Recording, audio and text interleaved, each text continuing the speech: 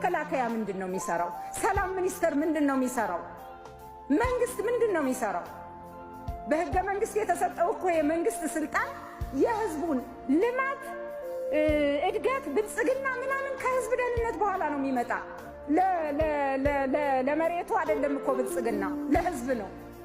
ህዝብ ደግሞ ሲኖር ነው መጀመሪያ ወጥቶ መግባት ሲችል።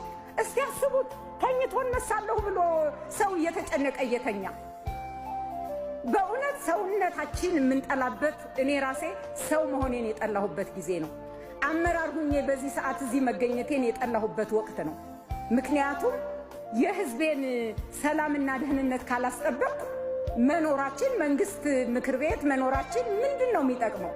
ስለዚህ በዚህ መንገድ አስበን እንደ ምክር ቤትም ቁርጥ ያለ አቋም ይዘን መንግስትን እርምጃ እኛ ገብተን እሱን ልንወስድ አንችልም። ኃላፊነታችን የኛ ስላልሆነ አሁን ራሱ በየአካባቢው ከዚህ ከወር ከሁለት ወር በፊት የነበረ ችግር የሞቱት ሞተው አለፉ። በቃ በማይሆን በሚያሳዝን ሁኔታ ያሉት ደግሞ እየተጨነቁ እኮ ነው። አሁንም ፍርሃት አለን፣ አሁንም ስጋት አለን እያሉ እኮ ነው።